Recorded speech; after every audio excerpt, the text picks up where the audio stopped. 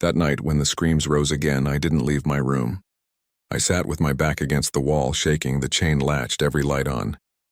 But the screams weren't outside anymore. They were in the walls, in the vents, in the very frame of the ship. And when I pressed my ear to the cold metal, I heard the tonight. We set sail on a cruise that promised comfort, laughter, and luxury.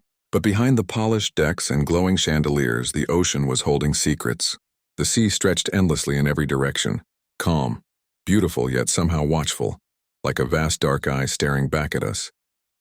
The first days passed without incident. Families gathered around swimming pools. Children chased each other through game rooms. Couples sipped cocktails as a string quartet played near the lounge. The illusion of safety was complete, and for a time even I believed it. But the ocean has a way of reminding you that no matter how much glass, steel, and music you wrap around yourself, you are still a speck surrounded by nothing. And when night came, the laughter faded, and the hum of the ship was the only heartbeat in the void. It was just after midnight when I heard it the first time. I was half asleep in my cabin, lulled by the vibration of the engines beneath the floor, when a scream sliced through the silence so sharp it made me sit upright in bed. It wasn't a startled cry, not the kind of playful shriek you might hear at the pool, but raw terror, long and jagged like something tearing inside a person. A woman's voice, high-pitched, breaking in the middle as if she were being dragged into something unspeakable. I held my breath, straining to hear, telling myself it might have been a dream, some half-formed sound my tired mind twisted. Then it came again, louder, clearer, echoing through the metal corridors in a way no dream ever could. I pulled open my cabin door, and the hallway outside was dimly lit by the low red glow of emergency lights. A few other doors cracked open at the same time, faces peeking out, eyes wide. I wasn't the only one who heard it.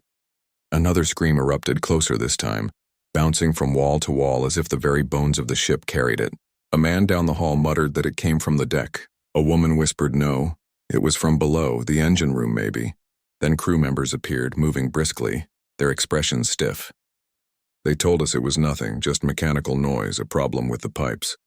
Their tone was firm, practiced, but their eyes betrayed something else, something tight with unease.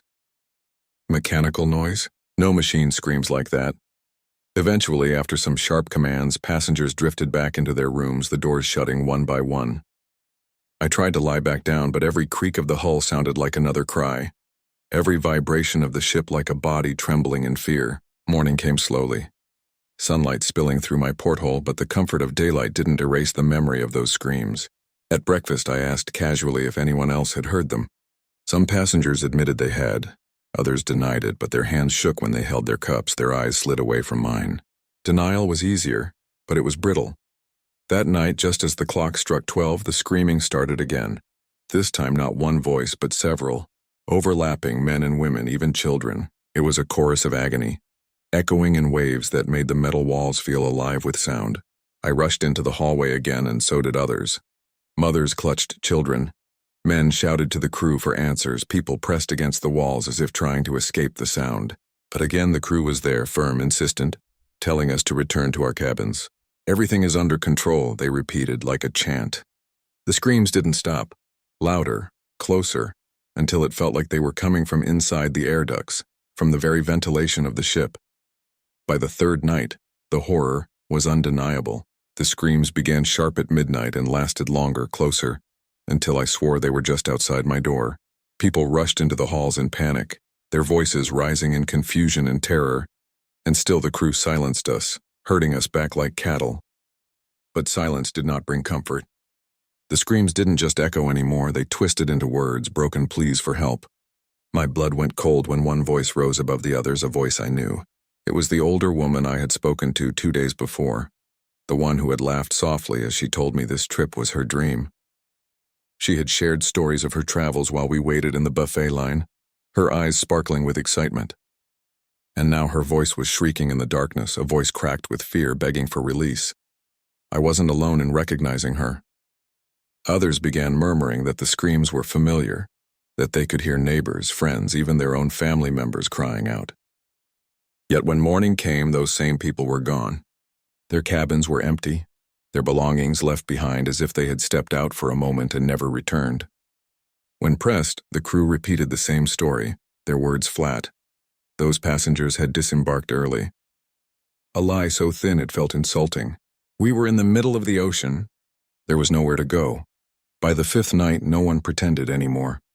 Passengers gathered in the hallways before midnight, luggage clutched in shaking hands as if there were anywhere to flee. Children whimpered into their parents' arms. People prayed quietly under their breath, eyes darting toward the walls as if expecting them to split open. When midnight struck, the ship itself seemed to scream with them. A wall of voices, hundreds now, so loud the walls shook, the lights flickered, and the very air vibrated with terror.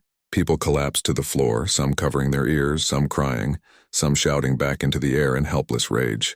The sound went on and on, a storm of agony that battered the mind as much as the body.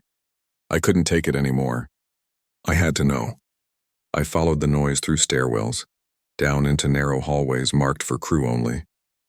The further I went, the louder the screams became, guiding me like a rope through the dark. Finally, I came to a steel door marked "Authorized Personnel Only." The screams on the other side were unbearable, shrieking, pounding, echoing like fists against the walls. My stomach dropped when I recognized a voice, my neighbor across the hall, the one who had smiled at me that morning, balancing her tray of breakfast. Now she was screaming on the other side of that door, her fists hammering the steel. I shouted her name, begged her to hold on. For a moment I thought I heard her pounding back. Then silence. Utter, absolute silence. I stood there frozen until another door creaked open behind me. A crewman stepped into the corridor. His face was pale, his eyes darting nervously, sweat soaking through his collar. He looked at me as if he'd seen a ghost. "You shouldn't be here," he whispered, voice shaking. I demanded answers, shouted at him, asked where the missing passengers were. His lips trembled, and for a moment I thought he might break. But all he said was, "Don't ask. Don't listen. Stay in your cabin. Pray it doesn't come for you." Then he shoved past me, slammed the steel door shut, and locked it with a final echoing click. Clearly, voices I recognized, voices begging, pleading, sobbing. Underneath them, faint but unrelenting, something else breathed, a low guttural growl not made by anything human. On the sixth night, the ship felt too still. Passengers locked themselves in long before midnight, lights extinguished, voices hushed as if silence might protect them.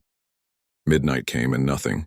The ship remained eerily quiet, no screams, no voices. Relief washed over me in a fragile wave. Maybe it was over. Maybe the nightmare had passed.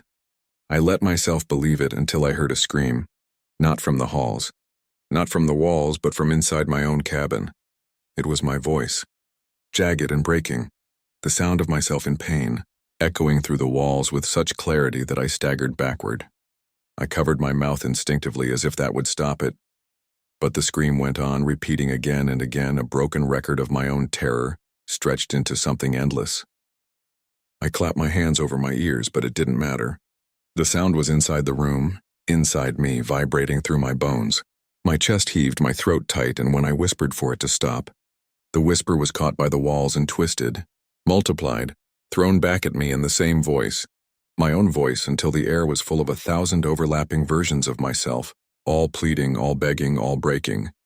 The lights flickered. The ceiling groaned as though the ship itself was straining under the weight of those cries.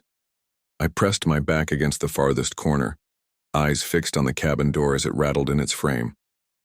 The lock clicked slowly, deliberately, not by my hand.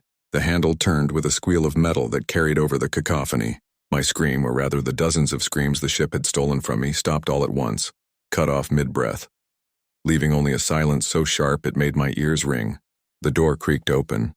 The hallway outside was darker than before, the emergency lights dimmed to embers. And in that hallway stood the missing passengers. Dozens of them, pale, hollow-eyed, their mouths open as if frozen mid-cry. But no sound came from them, not yet. They stared at me, their bodies flickering like reflections on black water, like shadows caught between lightning flashes. My neighbor was there, the woman from the buffet, even children whose parents had sworn they'd been safe in their cabins. They all stared, jaws sagging wider and wider until their faces stretched into grotesque masks that no human skull could hold. I wanted to slam the door shut, but my body refused to move, rooted to the floor by something heavier than fear. Then they spoke. Not with their voices, but with mine. Every mouth moved in perfect unison, whispering words twisted in my own tone. "It's your turn." The lights died. When they came back, I was sprawled on the floor, sunlight bleeding weakly through the porthole. My cabin looked normal again, too normal. The bed neatly made, my belongings folded where I'd left them. The door stood ajar. My head pounded, but silence pressed down heavier than any sound. I staggered into the hallway. It was empty. Every cabin door along the corridor was open, sheets unmade, luggage left behind, closets gaping. Hundreds of passengers gone as if they had evaporated overnight. I shouted down the hall. No answer. I ran to the lounge, the dining hall, the pool deck. All empty. Plates still set on tables, drinks half finished, cards scattered on green felt. Children's toys left where they'd been dropped. It was as if everyone had been plucked from existence in an instant. My footsteps echoed like gunshots across the hollow ship, and then I heard it again. Faint, buried deep inside the walls, the sound of myself screaming. Not just once, but layered, endless, distorted as though the ship was carrying it in its veins. I pressed my palm to the metal bulkhead, and it vibrated faintly with the rhythm of my own voice. We saw the ship at sunrise, a dark smudge on the bright horizon that should have been nothing more than another freighter or pleasure liner. As it drew nearer, the details sharpened like the edges of a bad memory. Paint peeled in long, flaking ribbons, windows gaped like blind eyes. Rust ran down its bulk in streaks that looked eerily like dried blood. There was no banner on its mast, no flags snapping in the breeze, no music, no life. Only an absolute, suffocating silence that seemed louder than any horn. Someone on our ship made the announcement, an abandoned vessel drifting at sea. For safety reasons, passengers were told to stay inside while the crew investigated. Abandoned, they said. But I'd seen movement, a shadow slipping past a broken window, and curiosity drowned the warning. By noon, a small boarding party lowered for a closer look. The air around the hull grew colder as we approached, a prickling chill that crawled under collars and set the skin along my arms humming. Climbing over the rail onto that other deck, my shoes made a sound that echoed too loudly. Clack, clack, against wood slick with seawater, although the sky was clear and the day absurdly bright.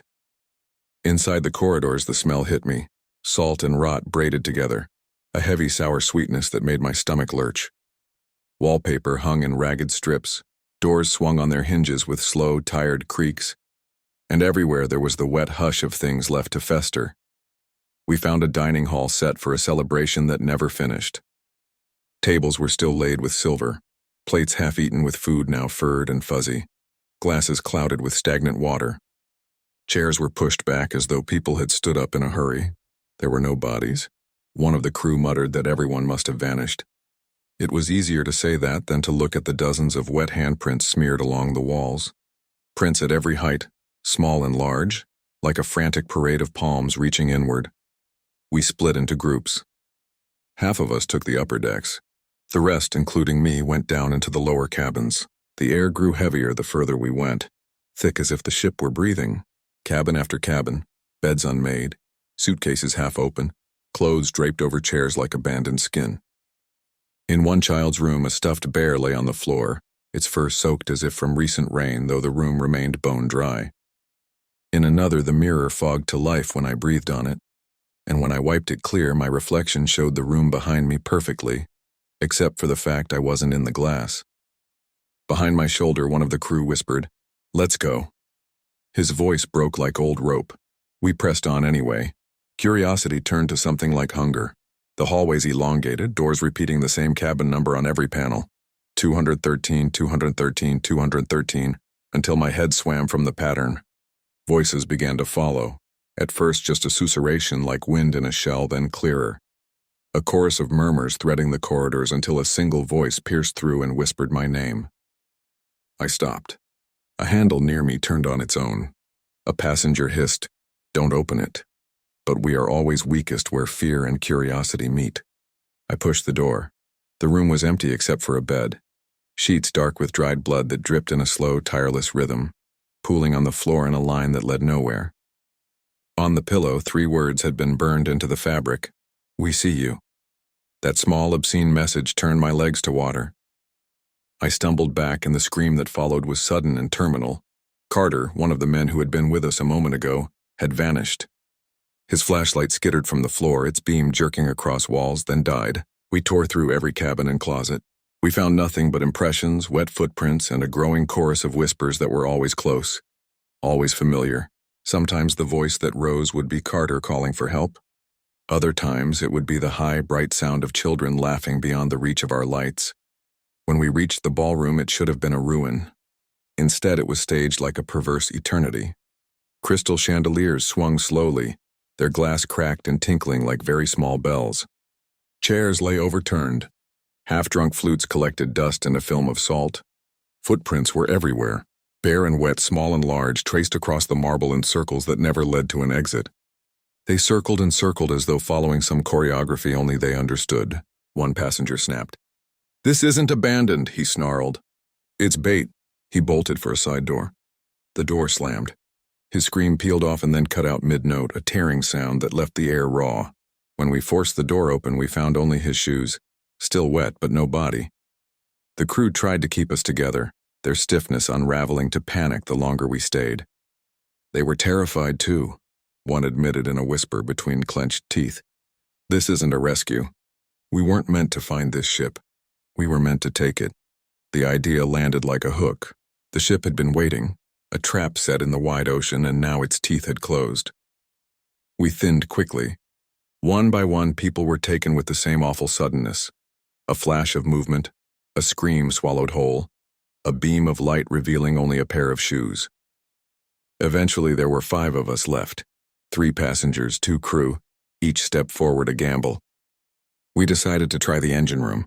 If we could restart the old vessel, maybe we could push it away, maybe wake it from whatever it was doing, maybe in the reckless hope of being practical we could still call our own ship.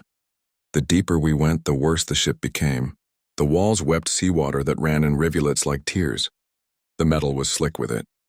Doors groaned as if in pain when we pushed them open. The whispers no longer drifted.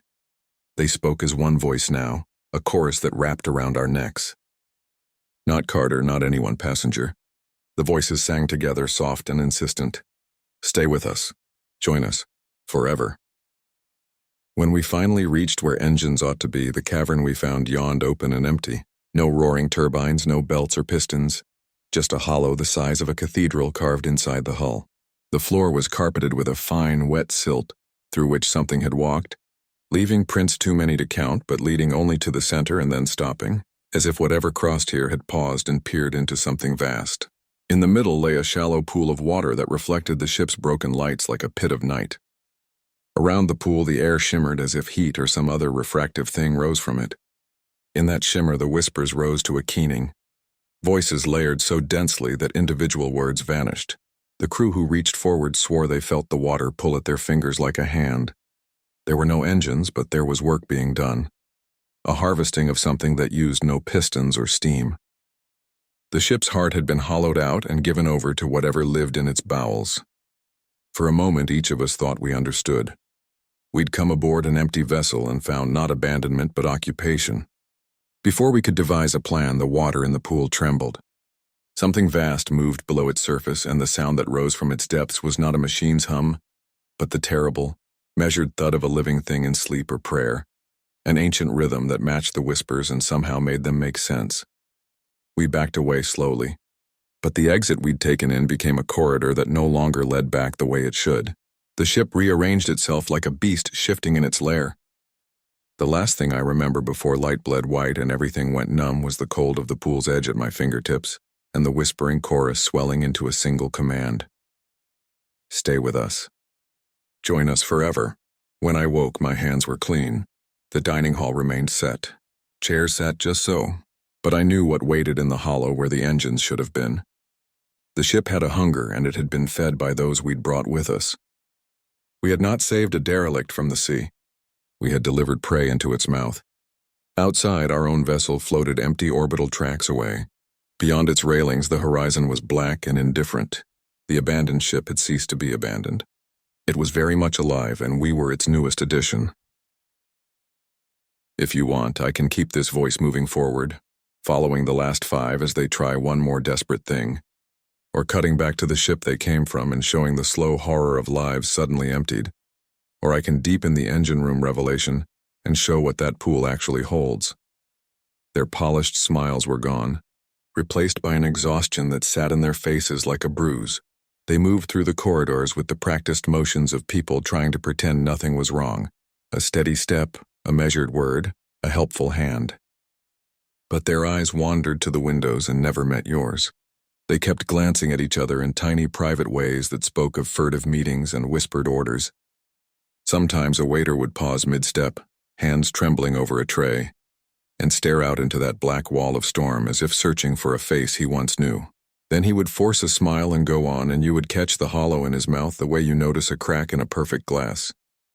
People stopped gathering in the lounges. Instead, knots of frightened clusters formed in stairwells and behind stair rails, where the sound of the ocean was a little more distant. They traded rumors like currency, that the storm conspired to confuse compasses, that time bent and repeated, that the same gull circled the ship for hours on end, though the deck cameras showed no birds at all. Others whispered that the crew had stopped sleeping, that they walked the corridors in the small hours like sleepwalkers, tapping at doors and listening. Those were the ones who later vanished quietly in the night, the ones last seen by the crew as they were led away with soft, firm hands that did not push but guided. By the 11th day, a ritual grew up among the terrified. Before midnight, small groups would form on the carpet near the elevator shafts, where the hum of machinery muffled the thunder. They would sing nonsense songs to keep their voices busy, or recite names aloud as if repetition bound a person to the world. Some wrote messages on bathroom mirrors with soap. "I am here. Do not forget me." They taped family photos to cabin doors, faces smiling from laminated hearts, and prayed that a picture would anchor the absent in some stubborn way, to meet an heir in time. It seemed almost childish, and yet the sight of those photographs fluttering in the stale cabin air made something inside you ache.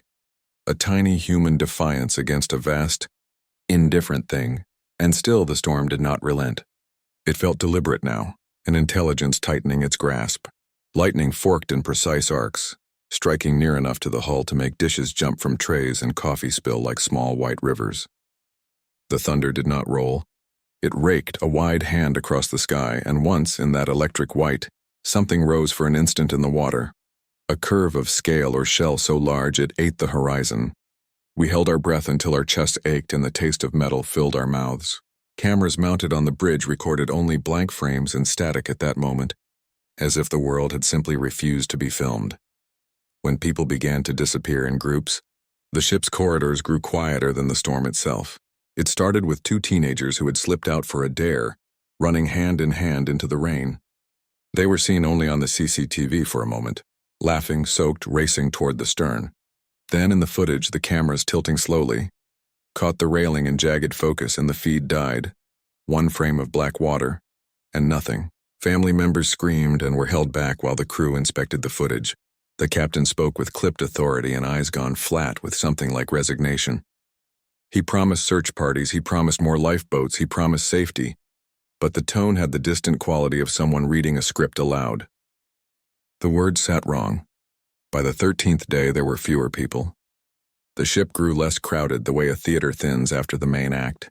Empty cups, a shoe left beneath a seat. Those left moved differently, less certain, more mechanical. A woman I had seen every morning in the buffet clutched a small radio and listened to static for hours. A man with salt-stained hair walked the deck at all hours with a child on his shoulders, though there had been no child in weeks. They claimed small comforts as proof they were still fully themselves. A cigarette held between two fingers, a hand-scribbled letter sealed in an envelope. The things felt like talismans against the slow erasure. On the 14th night, a howl rose unlike anything before. A terrible composite that started as wind rose into a choir of voices, then uncoiled into a human scream that matched the pitch of a violin string about to snap. It rolled down the corridors like a tangible thing, and where it passed, doors shuttered and lights imploded into black. More people left their cabins then than at any other time. Some simply walked out and stepped into the rain as if called by a remembered tune. Others hesitated at the rail, then clambered over, their hands slipping on wet metal, and fell into the blind water with no splash to be seen from above. A father leapt last week, flinging himself after the small boy who had vanished days before. And in the guttural noise beneath the storm, I could hear a single soft sound that might have been a laugh. Those of us who remained did small human things to prove we still mattered. We taped notes to doors that said return. We left cups on tables in rooms where lights drew lines of warmth. We took shifts sitting vigil in the lobbies, talking in soft ways about home, about the mundane, the price of milk, the name of a favorite teacher. Normality was a bulwark. It kept the imagination from crumbling. But the storm laughed at our bulwarks. It made the ordinary seem like an impossibility, like a memory from a life that could not exist alongside the thunder. By the 17th day, a new, darker discipline took root among the crew. They moved in pairs now, not to assist passengers but to carry out tasks with an almost ceremonial precision, locking doors, removing linens, collecting luggage. They whispered in quick, efficient bursts in the galley. When questioned, they offered nothing but clipped, rehearsed reassurances. There were rumors that some crew members had simply stopped responding to any plea at all, that they walked the dark corridors with hands under their coats as if cradling something forbidden. A steward I had once smiled at, the one who always kept the coffee warm, passed me in the hallway and did not look up. His eyes were gone, replaced with 2 dull coins of reflection. His mouth moved soundlessly for a moment, and I felt something inside the ship. An answering. A slow and terrible rhythm. That was not thunder, but a pulse. On the 20th day, the ship listed hard to starboard and did not right itself. The angle made the wine spill and the light slant, and things that had been held in place slid and cracked. As the ship leaned, a low rolling noise began to creep up through the hull and into the cabins. It was a wet sound like waves inside a throat. People who had not disappeared sat with fingers in their mouths, biting until the taste of blood tasted like home. A choir of whispered chants rose, "Come, join us." The phrases were the kind whispered to coax a child to sleep, gentle, persistent. Some listeners smiled and drifted to the rail, their faces slack in a rapture you might have once mistaken for peace. I tried to leave once. I packed a bag quietly with the necessities, the adrenalized, stupid items we cling to when meaning collapses. Passports, a photograph, a worn sweater. I made for the gangway dressed in whatever hope I had. The crew blocked me with a hand that was not rough but certain. A woman in a librarian's cardigan looked at me with an expression that was almost pity and said, "It's useless. The sea is not going to hand us back." There was no malice in her voice, only acceptance. It sounded like someone who had folded a letter and put it in an envelope knowing the post would never be delivered. When the final night came for us, there were maybe 24 of the original passengers left. The ship's beat had synchronized with our own pulses. It was impossible to tell who was awake and who merely looked so. We went topside together for reasons that felt only half-formed. To see if the fog had thinned. To shout at the black that closed the world. To prove to ourselves that the sea was still a place where a shout could go and come back. We found instead a horizon that was a seam of velvet black, and in that seam a slow motion like the turning of a great wheel. Something vast moved under the water. Not with waves, but with intention. As it passed, the deck shuddered and a spray of cold, glittering mist rose, tasting of iron and old coins. Hands reached for the rail as if to hold on, but in the way people clasp hands before a plunge. The song began, a thin thread at first that rose from below the ship and wound up into the night air. It reached out and touched ears like cool breath, and every head turned toward it. It sounded not like words but like memory. Snatches of names and places and laughter merged into a music that knew your childhood, and the names of the people you had loved and forgotten. The song asked nothing. It promised only that which everyone longs for when they are empty, to be known, to belong. Those who stepped forward did so without dramatic collapse. There was no tearing, no final cinematic scream. They simply opened their palms as if offering themselves and walked. The water accepted them without a sound. It swallowed form and left only a smooth, wet ring on the deck where boots had been. I did not go. I pressed my back into the cold metal and thought of all the small, everyday things I wanted to save. An old dog, a book I hadn't finished, and how small those things seemed against the pressure of the so. The song. The last face I saw before they were gone was a man I had shared a table with on the first night. Laughing, young, full of plans. He looked at me with tranquil eyes and mouthed as if in apology, "It's easy." The ship righted slowly the next morning as if nothing had happened. The storm retreated like someone who had come to check on a creature and was satisfied. Radio static cleared. Radar blips returned. The world beyond the railings resumed being blue and ordinary. We would later tell people that the storm was a phenomenon, a rare and violent curvature of weather. We told that version of events because it saved us from the unbearable truth that during those weeks the ship had shifted and changed to make room for something else, and that something had been fed. When we finally arrived back to a port, faces pale in the photo flashes, we were interrogated and examined and asked to recount everything. We told parts and omitted others. Some of us joined committees and lectures, and some of us moved away from the sea altogether. But you cannot bury the memory of that sound or the image of so many open mouths staring forward like a congregation until you forget. There are things that imprint themselves on the bone. The smell of wet fabric in a room with no rain. The feel of a hand that was once warm gone ice cold. The knowledge that the sea, for all its beauty, can be patient beyond reckoning, and that sometimes the clever thing is not the storm but the waiting it does before it takes. Slow, deliberate, vast. The entire ship seemed to inhale and exhale around me, as though the hull itself had lungs. Every vibration rattled my bones, shaking my teeth in my skull. People froze in the corridors, wide-eyed, realizing they heard it too. Some screamed. Some dropped to their knees in silent prayer. Others simply stood paralyzed, unable to accept what the sound meant. The storm wasn't just surrounding us, it was alive and we were inside it. The air thickened with the scent of salt and iron, sharp and suffocating. Lightning flashed outside, and for a split second the windows along the passage turned into mirrors. In those reflections we weren't ourselves. Our faces were stretched, gaunt, our mouths hanging open as if screaming even though no sound left our throats. When the light faded, the reflections lingered a fraction too long before melting back into glass. A man ran past me toward the stairwell shouting, "It's coming from the engine room!" He didn't make it far.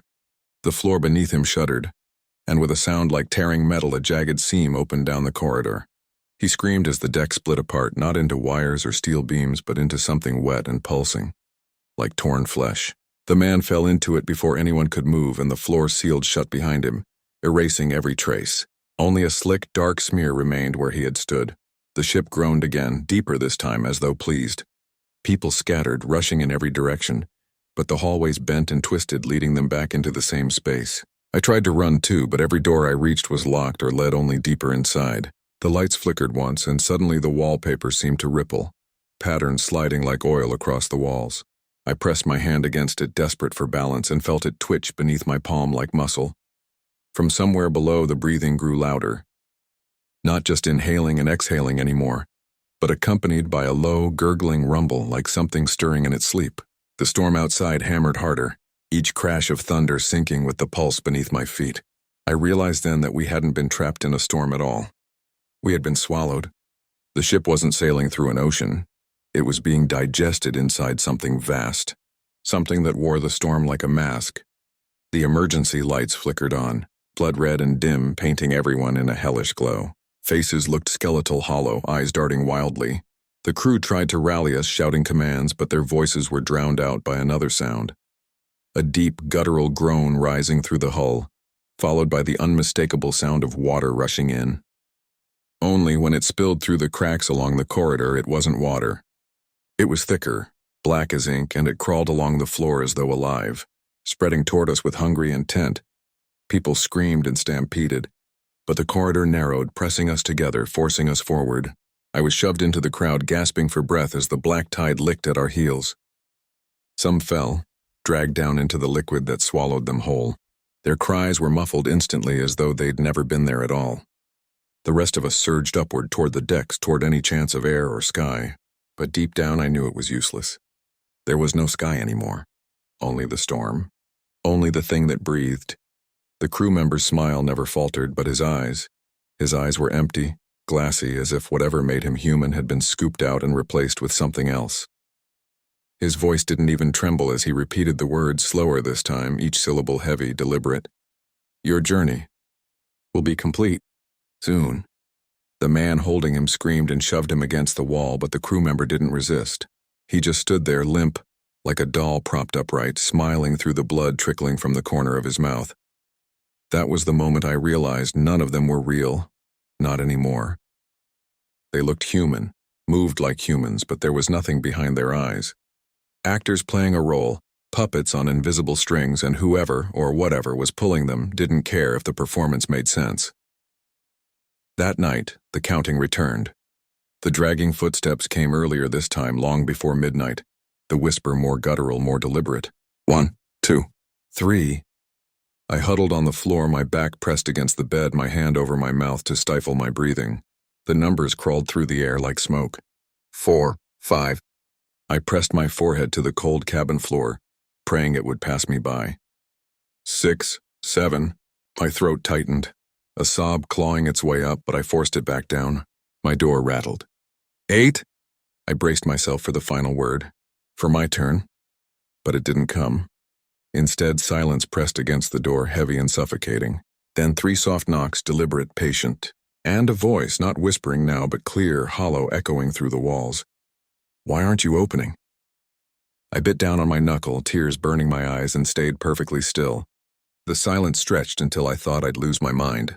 Finally, the footsteps dragged away, slow and mocking, fading into the distance.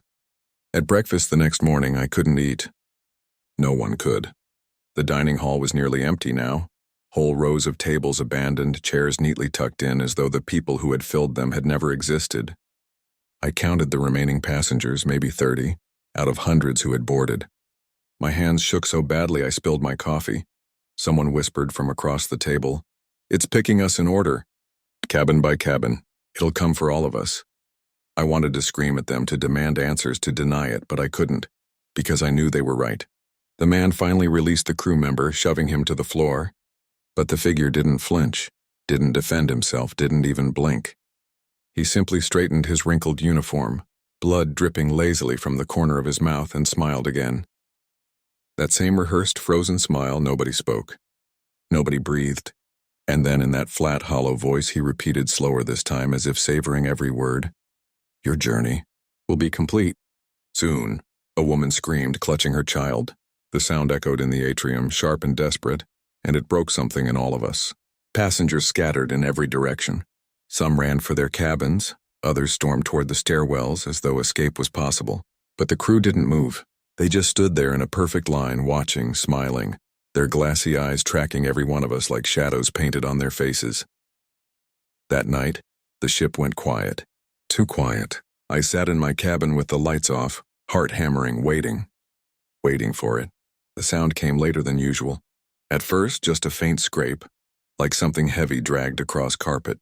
Then the rhythm set in. 1 step, drag, another step, drag.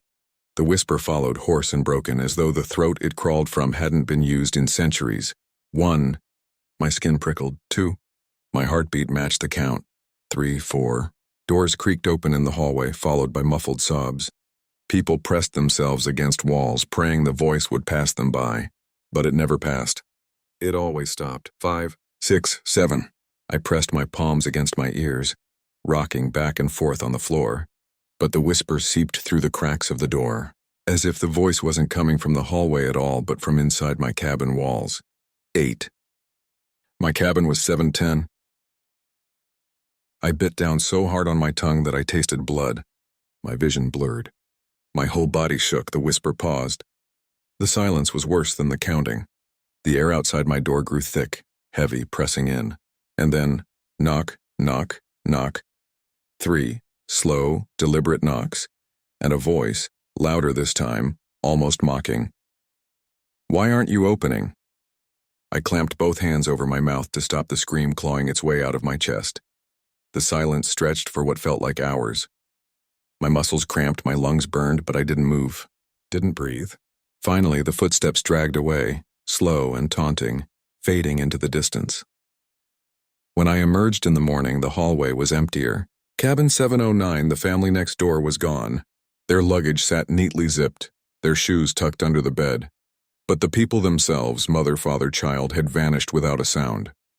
Their breakfast plates were waiting outside the door, untouched, as though they had simply evaporated between one breath and the next.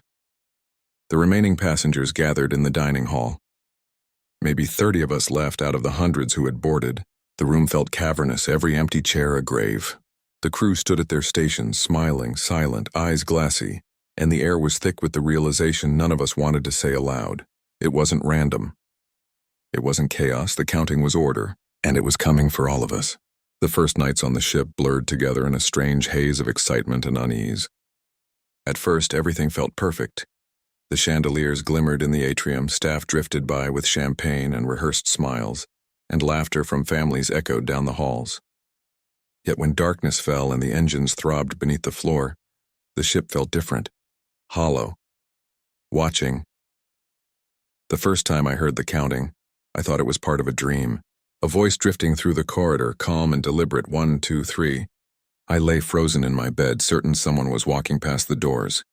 The next night it came again, louder, closer, and then a sound that made my skin crawl, wet footsteps dragging down the carpet, leaving a faint trail of water that wasn't there in the morning.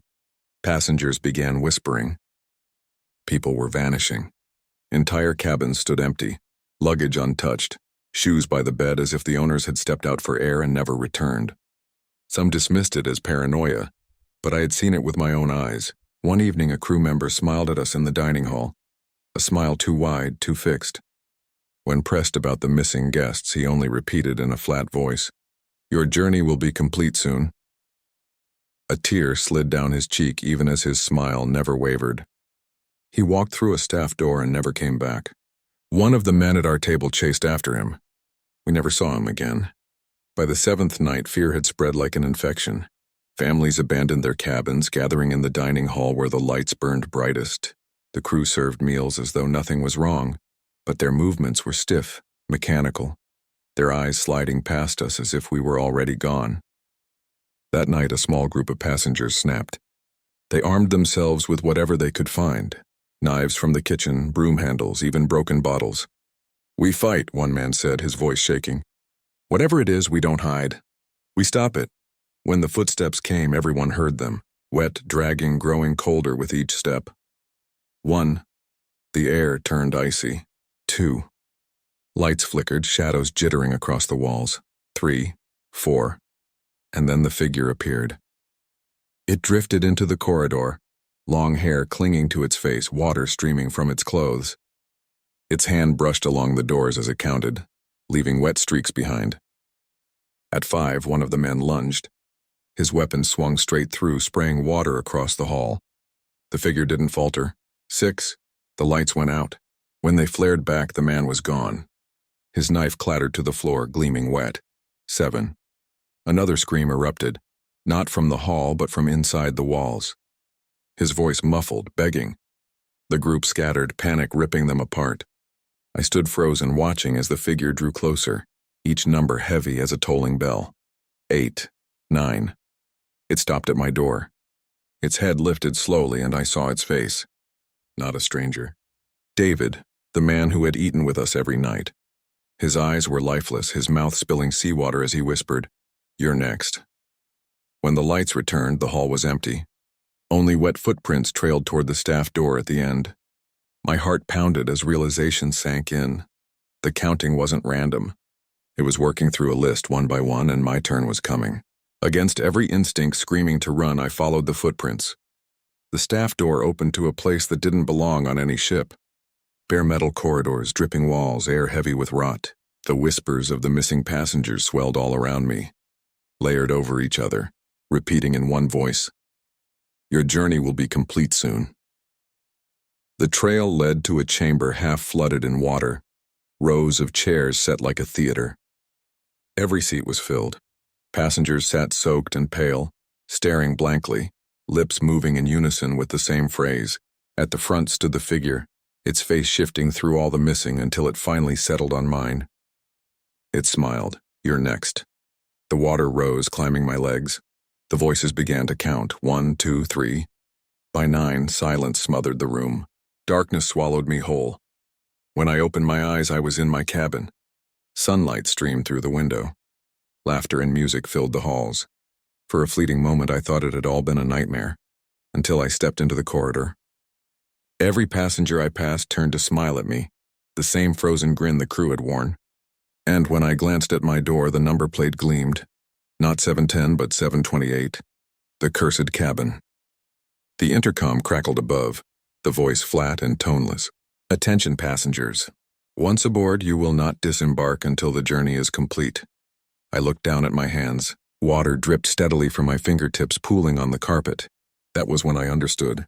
I was no longer waiting for the counting. I was the counter now. When I first boarded, everything looked ordinary. Families dragged suitcases across the polished floors. Music pulsed from hidden speakers, and staff greeted us with practiced cheer. My cabin assignment was printed clearly on the card, 6B12. At first, I didn't question it. But when I checked the ship's directory near the elevators, something bothered me. Deck 6 listed cabins 601 through 611 on one side, 612 through 621 on the other. Neat, symmetrical, but no 6B12. I flagged down a crew member and asked. She scanned my card, frowned briefly, then forced a smile. Probably a typo, sir. Don't worry, I'll show you. Her tone was too quick, too rehearsed. She led me down a narrow corridor I'd never noticed before. The carpet changed as we turned, a darker weave, edges frayed, damp beneath my shoes.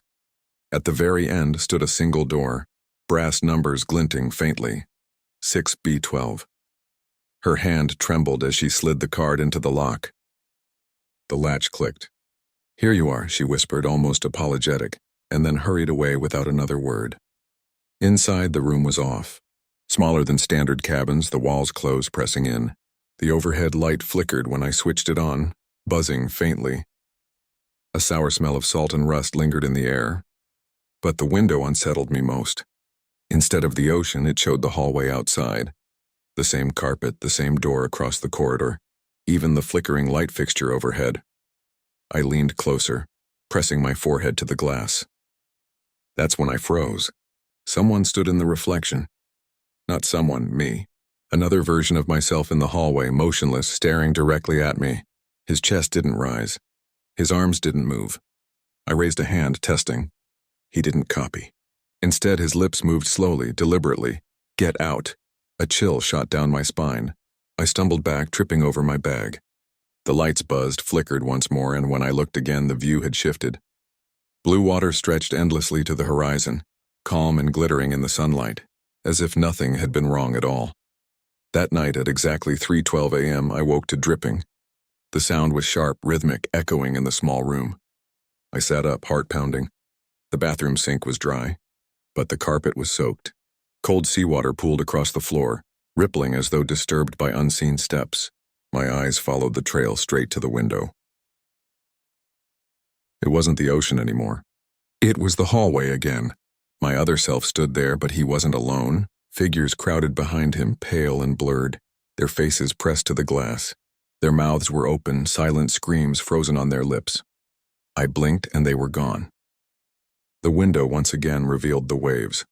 The next morning I demanded a new cabin. At the front desk, the man typed quickly, then stopped, his face tightening. Sir, there is no cabin 6B12. I dropped my card on the counter. Then explain this. He picked it up, squinted at the numbers, and all the color drained from his face. His hands shook as he slid it back toward me. We don't issue cards with this number, he whispered. I insisted. I pressed. His only answer was silence, his eyes darting nervously toward the supervisor across the lobby. Later, I tried asking the cleaning staff. Some shook their heads, others muttered prayers under their breath and walked away quickly, crossing themselves as they left. That afternoon, desperate for sanity, I tested something simple. I stood at the far end of the corridor and asked a passenger passing by, "What do you see down there?" He squinted. "Just a wall. No, the door. Cabin 6B12. He frowned at me like I was speaking nonsense. There's no door there. But I could see it clearly, the brass numbers glinting in the dim light, my suitcase propped right beside it. I dragged him closer, jabbing my finger at the wood. Here, it's right here. He shook his head. You're pointing at the wall. I felt the blood drain from my face. The door was solid beneath my hand. I could enter, live inside, yet no one else could even see it. That night I forced myself awake, waiting for 3:12. Right on time, the dripping began. Louder now, heavier. The puddle spread wider across the carpet, lapping at my shoes. The window bled away the ocean view again, revealing the hallway. My other self stood staring, but his eyes were hollow pits now. And behind him the crowd of shapes pressed closer, their pale faces clearer than ever. They moved their mouths in perfect unison. I leaned in, straining to hear. This time, sound came through. A whispering tide of voices, layered, endless, chanting one word again and again, a word that clawed at the edges of my sanity. Switch. The reflection raised its hand, pressing its palm flat against the glass. Before I could stop myself, my own hand lifted, trembling, drawn toward it like a magnet. The instant my fingertips brushed the cold surface, a sound split the silence. 3 slow, deliberate knocks on my cabin door, and then a voice. My voice, let me in, I froze. Every syllable was perfect, every cadence identical to mine. Let me in, it said again, calm at first, then harder, sharper. The door handle rattled, my chest tightened. My hand hovered just inches from my reflection's hand, shaking violently. The thing in the glass smiled, or maybe sneered, its hollow eyes drilling into me. Behind it, the pale figures writhed against the other side of the hallway glass, their jaws unhinging, splitting unnaturally wide, their whispers built into a chant. Switch, switch, switch. The door rattled harder. The handle turned. Panic broke free in my throat. Stay away, I screamed, but my voice cracked, lost against the rising chorus. Then, silence. My reflection leaned forward, face pressed against the glass. His lips moved slowly, deliberately. You're already inside, my stomach dropped. The walls groaned like bending metal, seawater dripping faster, pooling around my feet. And then I understood. This wasn't my cabin. It was his. The knocking on the door wasn't something trying to come in. It was me, begging to get out. The glass fractured. Thin cracks spiderwebbed across its surface as the pale faces pushed harder, screaming in unison. The reflection's hand burst through, icy fingers wrapping around my wrist. Water surged upward, swallowing my legs, my chest, my throat. I gasped one last breath, and then silence. When my eyes opened, I was standing in the hallway, dry, normal, the light steady, the carpet pristine. Passengers walked past with drinks in hand, laughing. Behind me, the wall was smooth, no door, no cabin 6B12, just wallpaper. For a moment, I convinced myself it had been a nightmare, but then I glanced at a framed picture hanging on the wall. My reflection stared back, smiling too wide. I wasn't. Story 7, on the 3rd day of the cruise, a man fell overboard. We all saw him vanish beneath the waves. The next morning he was back. It happened fast. A scream tore across the upper deck. People rushed to the railing as crew shouted commands. I pushed forward and saw him, thrashing in the black water below. Man overboard, someone screamed. Life rings splashed down, but the current dragged him farther and farther away until his head disappeared beneath the surface. He never came back up. The search lasted hours. Spotlights swept across empty waves. By midnight, the captain gave the announcement. The passenger was lost. The ship fell into silence. At dinner, people whispered through their grief. Some cried. But the next morning, I saw him. He stood at the breakfast buffet, holding a plate, smiling as if nothing had happened. My blood ran cold. Others saw him too. Forks frozen halfway to their mouths, glasses slipping from trembling hands. It was him. Same clothes, same watch glinting on his wrist. But his eyes were wrong. Too dark, too flat, like polished stone that reflected nothing back. That's him, I whispered to the man beside me. That's the one who drowned. He shushed me, panicked. Don't say anything. Don't look at him. The captain never announced his return. No explanation, no acknowledgement. But everyone knew. At lunch, passengers whispered behind their hands, casting quick, terrified glances. The crew wouldn't go near him. They passed stiffly, heads down, as if his presence carried weight. When he spoke, it was worse. His words always came a second too late, like he was repeating someone else's lines. Beautiful weather today, he said, while the storm outside battered the deck with rain. He greeted people by name, names he shouldn't have known, and always that smile. Too wide, too long. A grin held past the point of human expression, until the skin around his mouth looked ready to tear. One night I saw him outside my cabin. He stood facing the wall, unmoving, smiling at nothing. For 20 minutes he didn't stir. Then, without turning his head, he whispered, "I can hear you breathing." After that, passengers began disappearing. Their cabins stood open, belongings untouched, toothbrushes still wet. Whenever someone asked, the crew repeated the same phrase. They disembarked early. But we were in the middle of the ocean. By the 4th night, the dining hall emptied around him. He sat alone, fork hovering just above his plate, not eating, not drinking, just smiling. That same night, I opened my cabin door for air and froze. He stood right outside, waiting, his head tilted at an unnatural angle, the smile stretching wider. "You shouldn't be awake," he whispered, his voice dry, hollow, like air rushing through a broken instrument. I slammed the door. Hours passed, sleepless. The next morning, he was gone from the hallway. But on my bed lay a single object, his wristwatch. The same one I'd seen when he drowned. It was wet, ticking. But the second hand wasn't moving forward, it was moving backward. That's when I understood. He hadn't survived. Whatever wore his face was growing stronger. By the fifth night, the ship itself seemed to decay. Lights flickered. The air felt charged, oppressive, as though the steel hull strained against something unnatural. Passengers hid in their cabins. Crew walked stiffly, eyes hollow, lips sealed. And him. He no longer pretended to be human. I saw it myself in the lounge. He stood too close to a woman, smiling, his neck twitching violently as bones cracked beneath his skin. The lights flickered.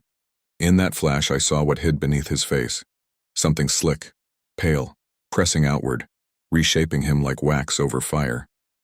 The woman vanished by morning. Her cabin was empty. That night I followed him. I trailed him into the belly of the ship, down corridors passengers weren't meant to enter. The air was freezing. My breath came in pale clouds. He stopped before a steel bulkhead door, water dripping from his clothes though the floor was dry. He turned. For the first time he looked at me. Really looked. And his face tore open like wet cloth, skin peeled back revealing rows of teeth, eyes stacked where no eyes should be. A voice spilled out, layered and wrong, a chorus that wasn't his. He drowned. I borrowed him. "You're next." The lights exploded. Darkness swallowed me. I ran, lungs burning, the sound of splashing water chasing me through dry halls. I threw myself into my cabin, locking the door, trembling against the silence. For a long time, I thought I was safe. Until I looked in the mirror, my reflection was smiling. Too wide, too long, just like his. Story 8. On the third night of the cruise, I took the elevator to deck 9. But it didn't stop there. It kept going, down to a floor that shouldn't exist. My stomach dropped. The ship only had 9 decks. The elevator jolted, hard enough to rattle the rails. The doors hissed open, and I instantly knew I wasn't supposed to be here. The hallway outside looked wrong. The carpet was old, frayed, stained so dark in places it could only have been water damage or something worse. The lights buzzed overhead, half dead, half flickering weakly, making shadows pulse across the walls. The air stank of salt, rust, and mold. Cautiously, I stepped out. My footsteps echoed too loud, like the hallway itself was hollow. Doors lined both sides, everyone sealed tight, each with strange numbers etched into brass. 9A01, 9A02, 9A03. I froze. No such cabins existed. I'd memorized the ship's map earlier that day. Then I heard it. A whisper. Thin, desperate help. I spun, trying to locate it. Someone. Please, it was coming from one of the doors. My hand shook as I tried the handles. The first was locked. The second too. But the third turned easily beneath my grip. The cabin inside was dark, damp, and suffocating with the stench of seawater. In the faint light I saw a figure. A passenger. Pale skin, lips blue, clothes soaked, water dripping steadily onto the carpet. They looked like they had just crawled out of the ocean. Their heads snapped toward me. "You shouldn't be here," they whispered. Voice gurgling, wet as if lungs still filled with seawater. I stumbled back, slamming the door shut. My breath came sharp and uneven, but the whispers didn't stop. They multiplied, spilling from behind every door. Dozens of voices murmuring in unison, "Leave, leave, leave." My chest tightened. I bolted for the elevator, hammering the button. The screen above glitched, numbers stuttering into symbols I couldn't read. Finally, the doors slid open, but inside wasn't the same clean elevator I'd ridden before.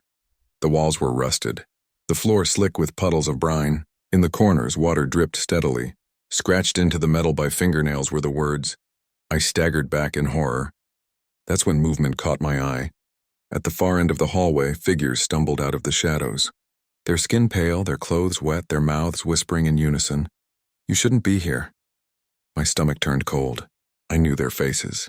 I'd seen them at breakfast, by the pool, laughing in the lounge. These were passengers who had vanished days ago.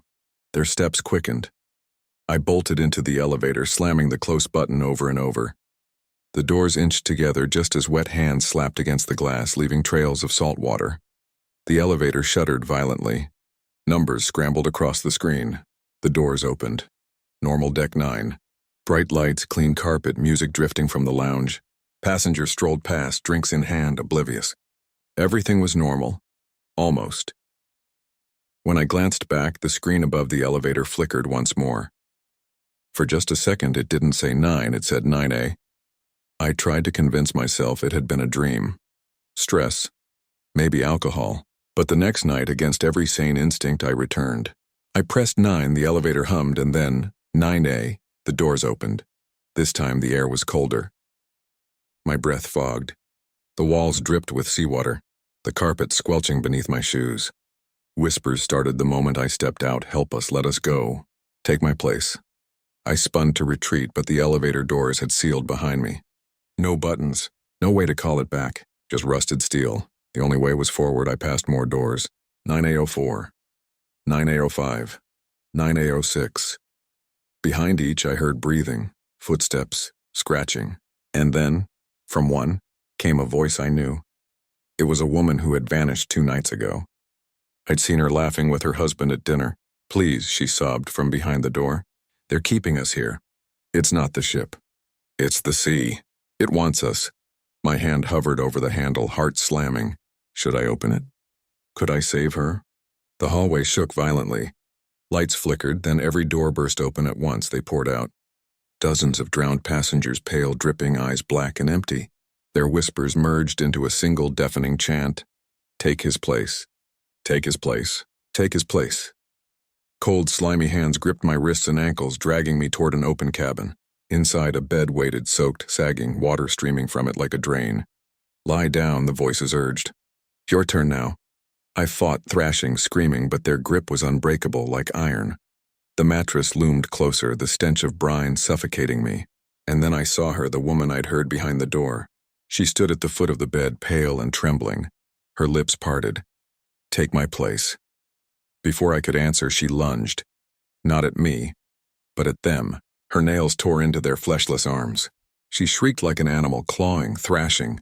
For 1 second, their grip loosened. I tore free and sprinted, my chest burning, their whispers turning to screams. Come back! Your turn, your turn! The elevator had returned, its doors glowing faintly gold. I dove inside, slamming my hand against the wall.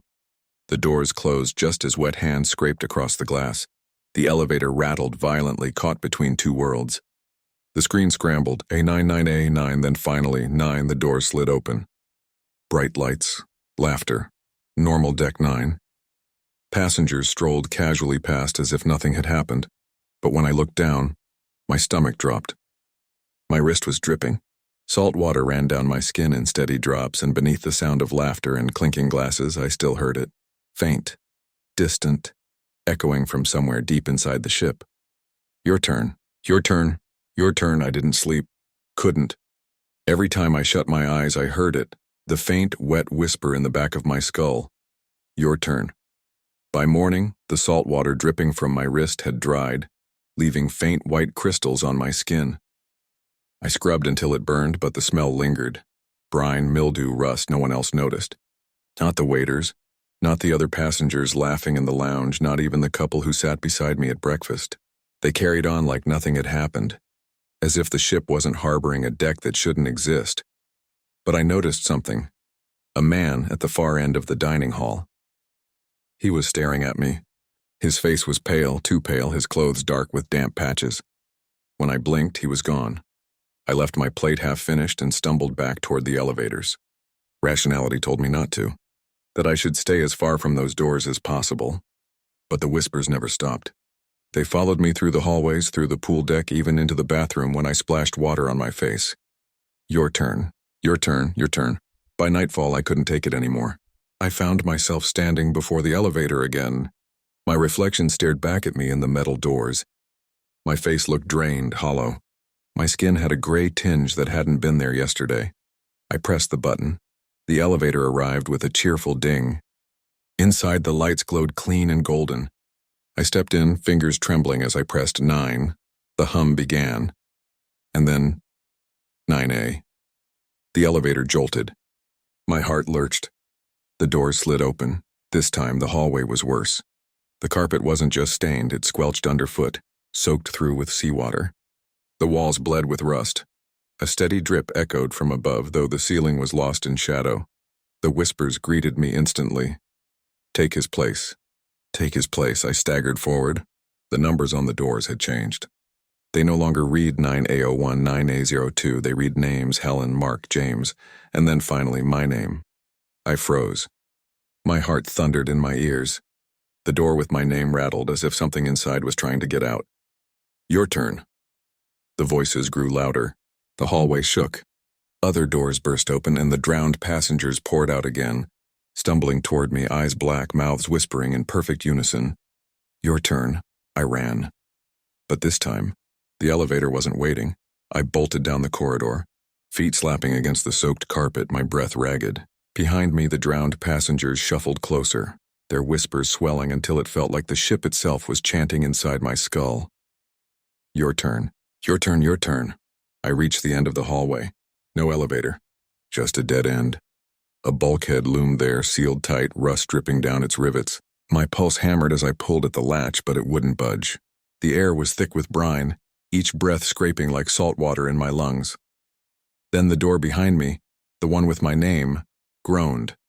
The knob twisted slowly, deliberately, metal shrieking in protest. I pressed myself against the cold wall, too afraid to move, too afraid to breathe. The door creaked open. Inside was a cabin. My cabin. Not the drowned, rotting rooms I'd glimpsed before, but mine. Clean sheets, luggage stacked neatly in the corner, the faint smell of air freshener. For a second I thought maybe I'd escaped, that this was all some fever dream, until I saw the bed. Someone was lying there. It was me. My double lay perfectly still, chest rising and falling in the rhythm of deep sleep. Water seeped from beneath his body, pooling on the floor, soaking the sheets. His face twitched in his dreams, lips moving soundlessly. I stumbled back, shaking my head. No, that's not me. That's not me. The drowned passengers had stopped moving. They stood in silence, their black eyes locked on me, dripping water onto the floor. Waiting. The air hummed with a low vibration, like a ship's engine deep below. The whispers returned, softer this time. Coaxing. Lie down. Rest. Take your place. My double's lips finally formed words. Your turn. His eyes snapped open. Black. Endless. I screamed and slammed the door shut, spinning on my heel, sprinting the other direction. The drowned passengers parted silently, letting me pass as if they already knew where I was headed. The elevator, it had returned. The door stood open, golden light spilling out like salvation. I stumbled inside, slamming the close button over and over, hands slapped against the glass, faces pressed against the small window, pale and grinning. My double was among them now, his black eyes never leaving mine. The elevator shook violently, lights flickering. The numbers scrambled. 9A, 9A, then darkness. The lights cut out. In the silence, water began dripping steadily from the ceiling. Cold drops splashed against my face, then from the darkness above a voice whispered, not the chorus of drowned passengers, not my double. Something older, something deeper. The ship belongs to me. Now you do too. The elevator plummeted. I screamed, clinging to the rail, but the sound was swallowed by rushing water pouring in from every seam. The last thing I saw before the light died completely was my reflection in the metal wall. The elevator doors hissed shut, and I pressed the button for deck 9. The numbers glowed softly above the door, climbing one by one. 6, 7, 8, 9. But the car didn't stop. The panel flickered. 10, 11, 12. My pulse quickened. The ship only had 9 decks. The elevator slowed with a groan and jolted violently, as though striking something beneath the water. Then the doors slid open. The hallway outside wasn't like the others. The carpet was dark and rotten, the edges curling as though eaten by salt. Half the lights were dead, the others buzzed with a faint, sickly glow. The air smelled of rust, mildew, and seawater. Each door was marked with a number. 9A01, 9A02, 9A03, stretching endlessly in both directions. I had studied the ship's map earlier. These cabins didn't exist. I stepped forward, the carpet squishing faintly under my shoes. My footsteps echoed louder than they should have.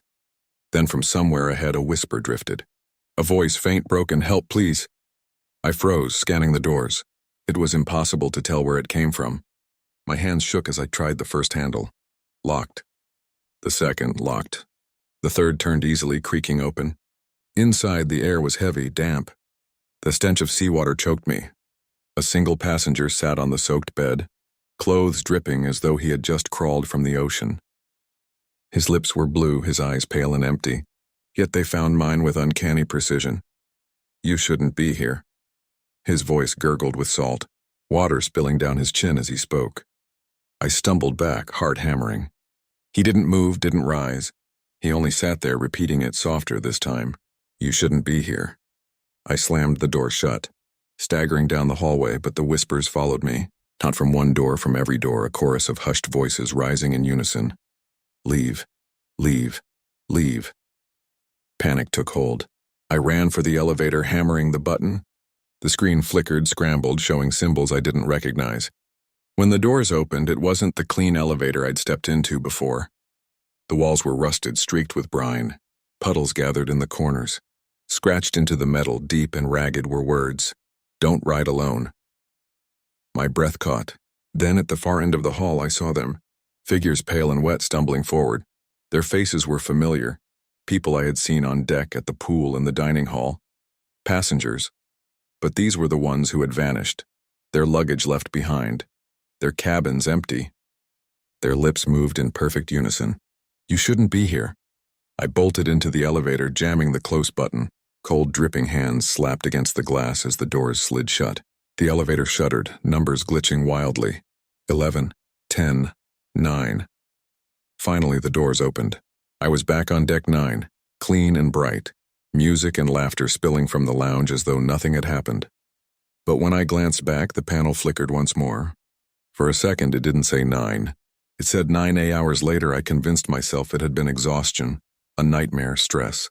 But the next night, against every sane instinct, I returned. I pressed the button. 6, 7, 8, 9. The panel glitched again. A. The elevator groaned, lights flickered, and the doors opened to the same rotting hallway. This time the air was colder. My breath fogged in front of me. Water dripped from the ceiling in steady streams, pooling around my shoes. From the doors came whispers, louder, urgent. "Help us, let us go. Take my place." The doors behind me sealed shut with a clang. No buttons, no way back. I moved forward, hands shaking, and from one door came a voice I recognized. The woman who had vanished 2 nights ago. I remembered her laughing at dinner with her husband. Now her voice cracked with sobs. "Please, they're keeping us here. It's not the ship. It's the sea. It wants us." My hand hovered over the handle, but before I could open it, the hallway shook violently. Every door burst open at once, and drowned passengers spilled into the corridor. Pale, soaked, eyes black and empty. Their whispers rose into a single chant. "Take his place. Take his place. Take his place." Cold, slimy hands gripped me from every side, pulling me toward one of the open cabins. Inside, a bed waited, soaked through, water dripping in streams. "No." I screamed, thrashing, but their grip was like iron. The whispers grew deafening. "Lie down, your turn now." Then I saw her, the woman whose voice I'd heard before. She stood at the foot of the bed, trembling, lips quivering. Her voice broke as she whispered, "Take my place." And before I could answer, she lunged, not at me, but at the drowned, gripping my arms. She clawed and screamed, her fury ripping through them like a wild animal. For a moment, their grip loosened. It was all I needed. I tore free, sprinting down the hallway, the drowned passengers lunging behind me, their voices now shrieks. "Your turn. Your turn." The elevator had returned, doors glowing faintly gold. I dove inside, slamming the wall. The doors closed as cold, dripping hands clawed at the glass. The car shook violently, rattling as though torn between two worlds. The numbers scrambled. 8,000A, 9A, then 9. The doors opened. Bright lights, laughter, music, normal deck 9. Everything looked the same. Everything except me. My wrist was dripping. salt water running in steady drops down my arm. I wiped it, but it kept flowing, endless. And when I caught my reflection in the polished metal wall, my blood turned cold. It was smiling. I wasn't. For the rest of that night, I stayed awake in my cabin, staring at the wrist that still dripped seawater. Towels couldn't dry it, sleeves couldn't hide it. The salt ate at my skin, leaving it raw and burning. Every time I tried to close my eyes, I heard it. The faint echo of whispers rising from somewhere deep inside the ship. Your turn. Your turn. By morning, I tried to convince myself again that it wasn't real. But when I walked the halls, people stared at me longer than usual. Some passengers turned their heads quickly, pretending not to notice, but I caught their eyes flicking down to my wrist, to the drops of water spattering the carpet as I passed.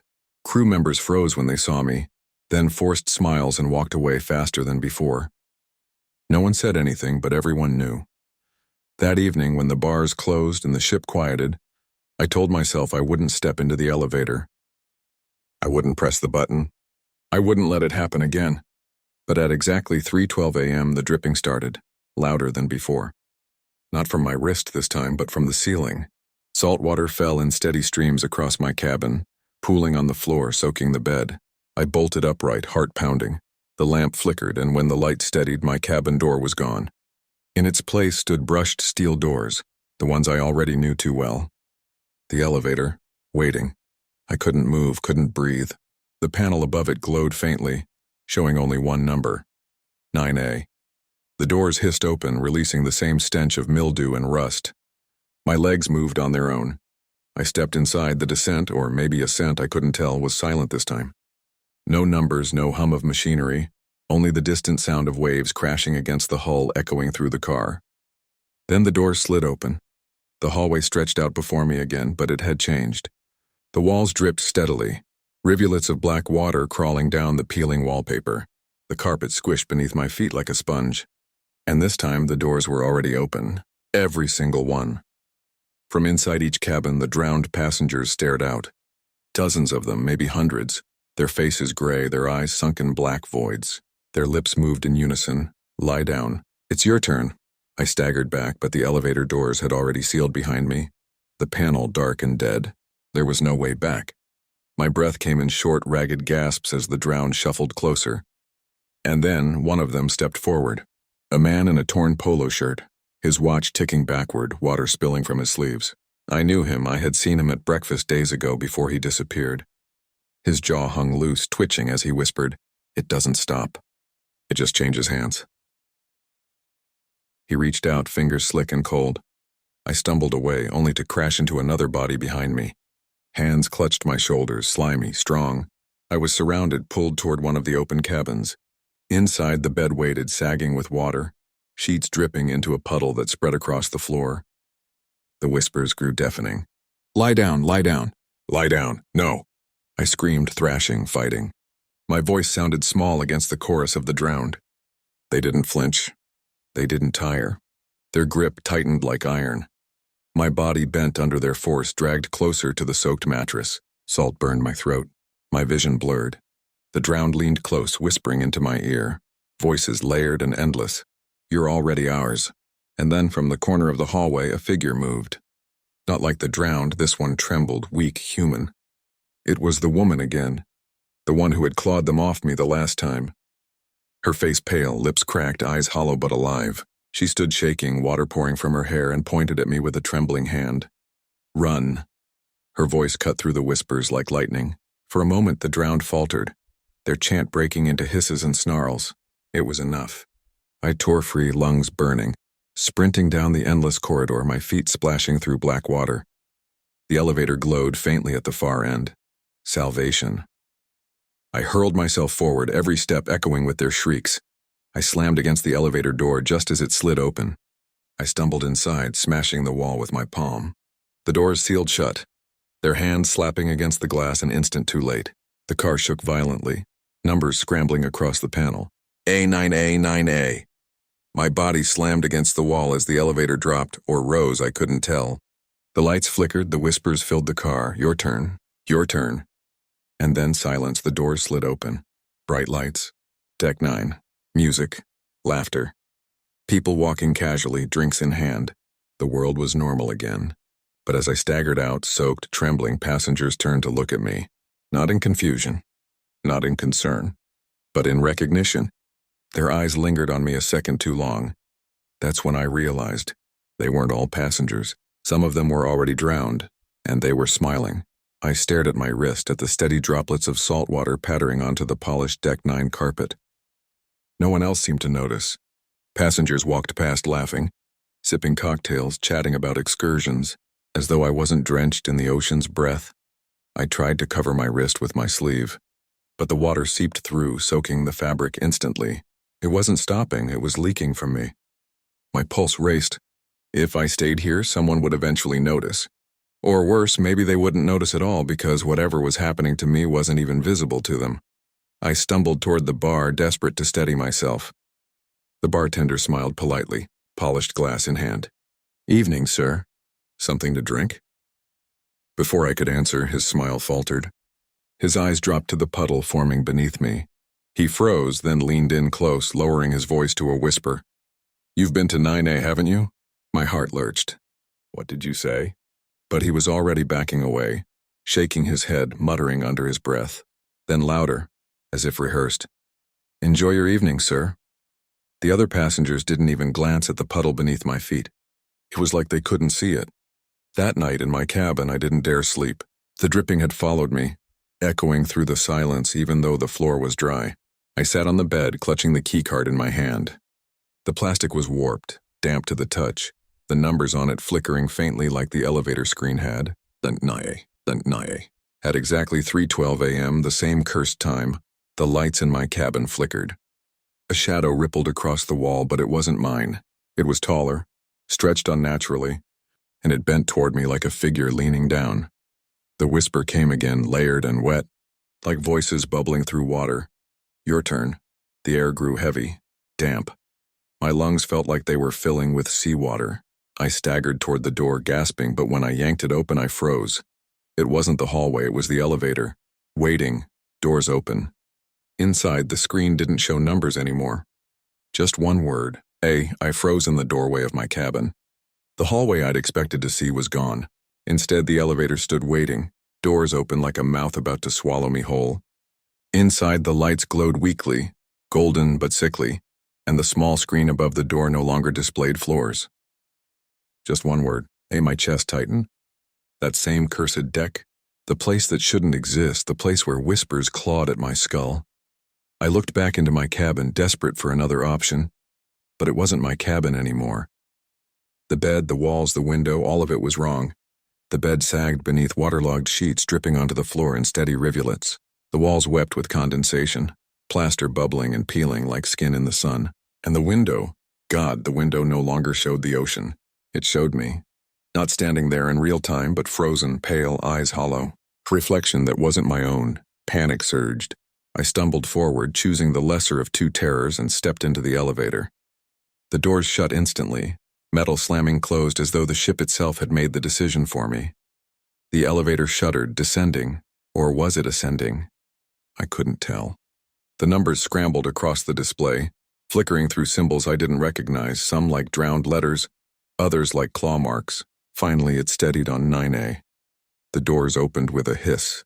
The hallway beyond looked worse than before. Last time it had felt abandoned, decrepit like a place forgotten by time. Now it looked alive. The walls pulsed faintly, dark patches spreading like bruises. Water dripped steadily from the ceiling, each drop echoing like a heartbeat. The carpet squelched under my shoes, the stench of rot and salt forcing bile up my throat. I didn't want to step out. Every instinct screamed at me to stay inside. But when I turned to press the elevator buttons, my stomach dropped. There were no buttons, just a blank sheet of rusted metal where the panel should be. The elevator wasn't a way out anymore, it was a trap. My breath shook as I stepped into the hallway. The doors closed behind me with a finality that sent ice through my veins. One door stood directly ahead, brass numbers glinting faintly, 9A01, then another, and another stretching into the gloom, 9A02, 903, 9804. Behind each door came sounds. Not voices at first, just the shuffle of footsteps, the dragging of something heavy, the faint gurgle of water spilling across floors. My skin prickled as I passed. Then came whispers, soft at first like a seashell pressed to the ear. "Help us." I froze. The whisper had shape now. "Words, please, let us out."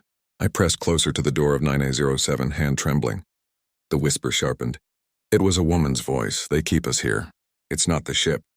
It's the sea. It wants us." Her sobs cut through the door like knives through cloth. I remembered her, at dinner just 2 nights ago, laughing with her husband over glasses of wine. She'd gone missing the next day. Now her voice trembled in desperation just feet from me. I reached for the handle. My hand hovered, shaking. Part of me wanted to save her, drag her out. Another part remembered the last time I'd seen a door open here. The drowned man sitting on the bed, whispering warnings with salt water bubbling at his lips. Before I could decide, the hallway shuddered. Every light flickered violently, plunging the corridor into shadow before flaring again. The doors, all of them, burst open at once. Figures spilled out, passengers, dozens of them. Pale, waterlogged, eyes black as ink. Their clothes clung wetly to their bodies. Seawater streaming from their hair and sleeves, pooling on the carpet. They moved in jerks, stiff, unnatural, like puppets pulled by invisible strings. And every one of them whispered the same thing in unison, their voices layered and wet, echoing like they were still speaking underwater. "Take his place. Take his place. Take his place." My throat closed. My legs wanted to run, but my body felt rooted to the spot. Cold hands reached for me, slick and slimy, nails biting into my arms as they dragged me toward one of the cabins. Inside, a soaked bed waited, sagging, sheets stained dark with seawater. "Lie down," they whispered together. "It's your turn now." I fought, twisting, thrashing, but their grip was iron. The more I struggled, the tighter they held, pulling me closer to that bed, closer to surrender. My lungs burned. The stench of salt and mildew overwhelmed me.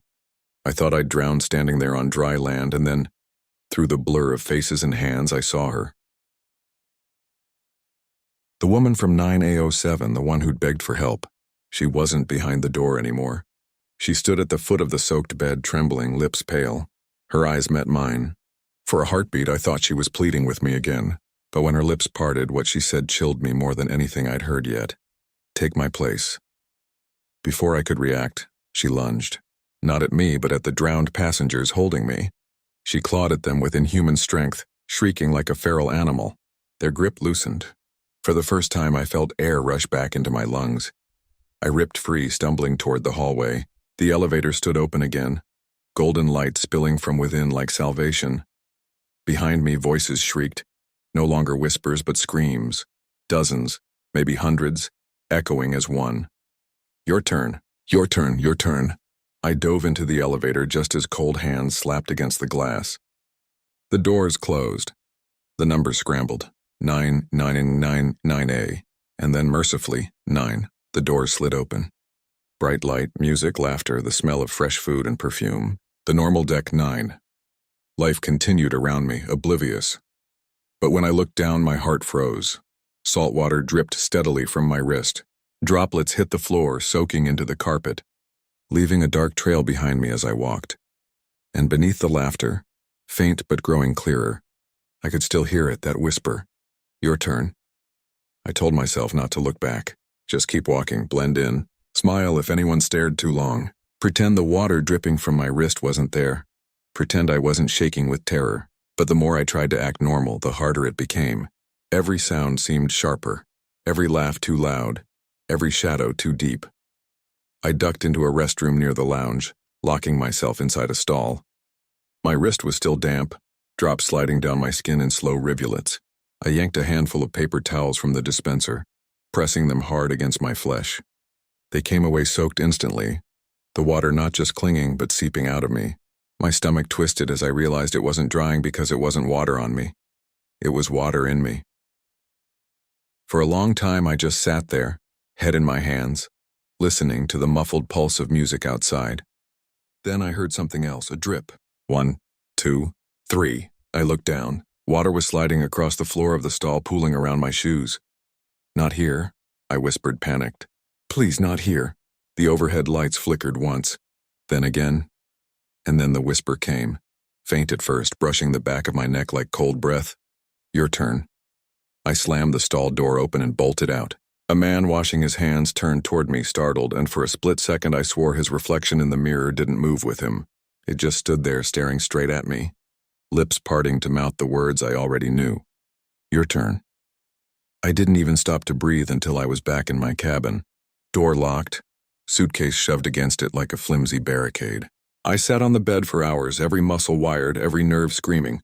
But sometime before dawn, exhaustion won. My eyes closed. When I opened them again, the first thing I noticed was the dripping. Not from the bathroom, not from the ceiling.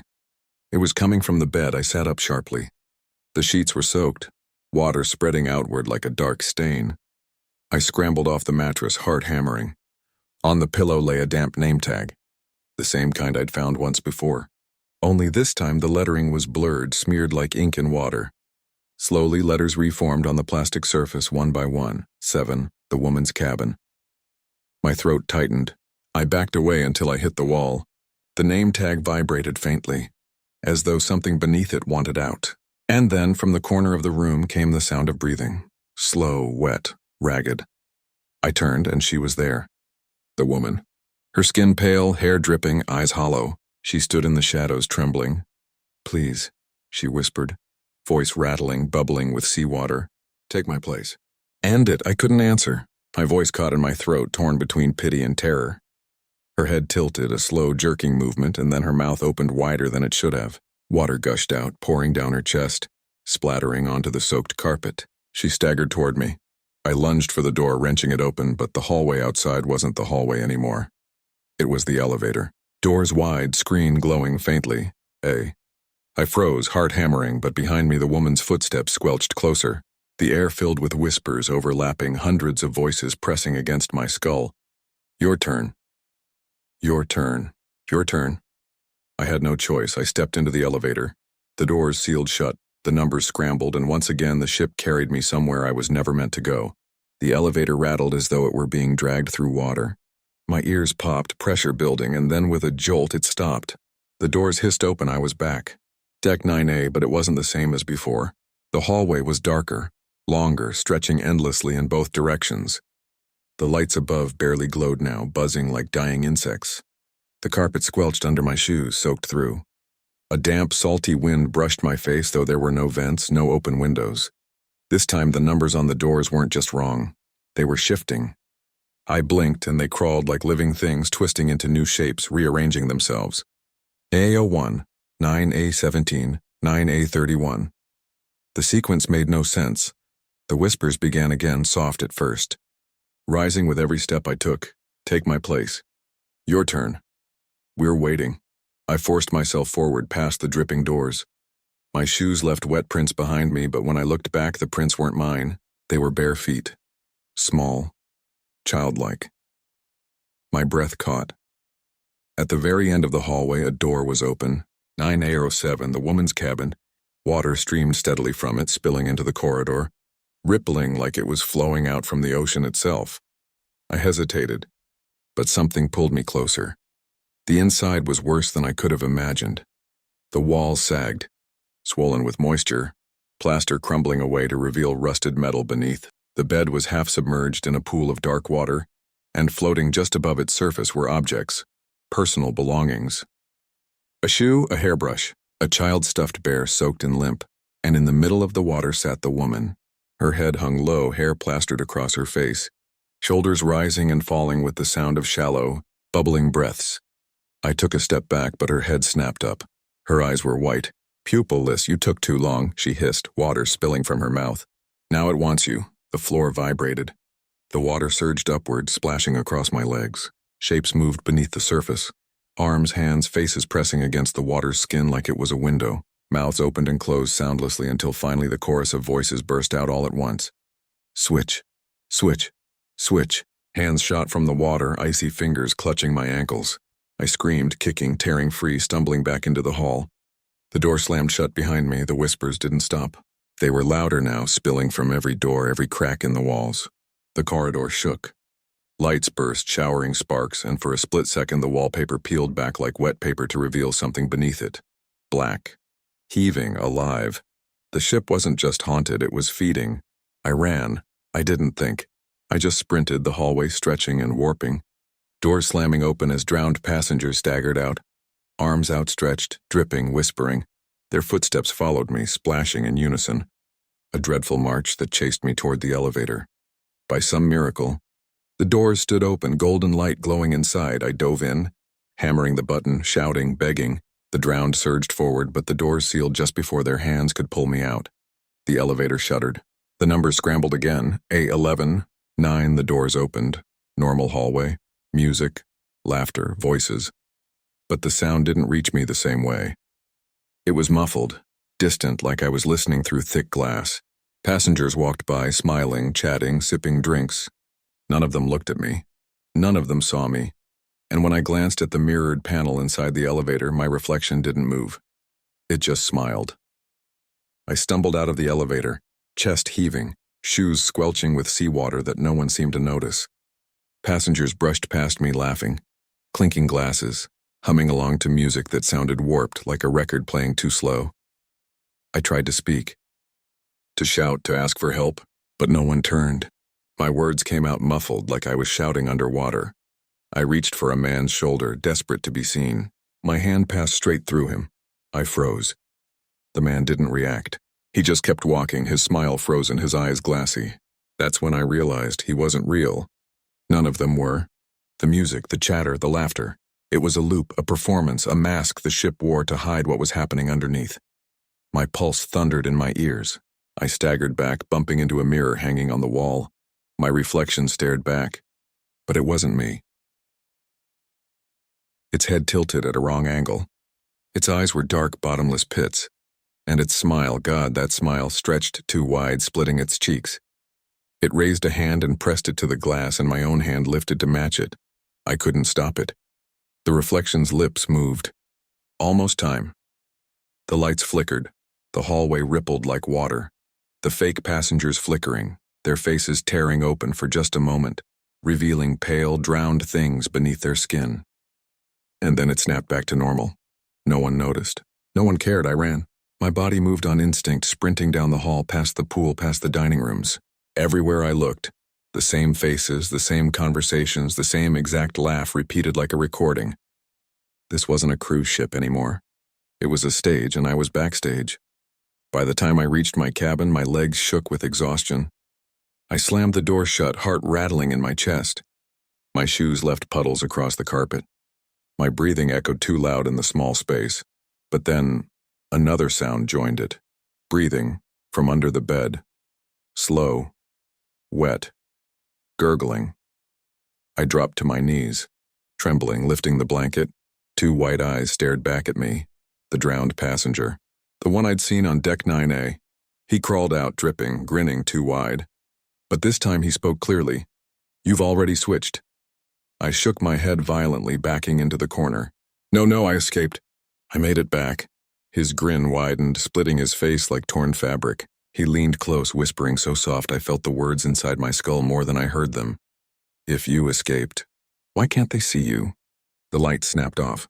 My cabin flooded with whispers, dozens of voices rising all around me, clawing at my ears. The carpet squelched as water poured in under the door, rising fast. I pressed against the wall, chest tight, lungs burning. The drowned man leaned closer, his face inches from mine, salt water dripping from his lips. "This isn't your ship anymore." "It's ours," I screamed, and the world went black.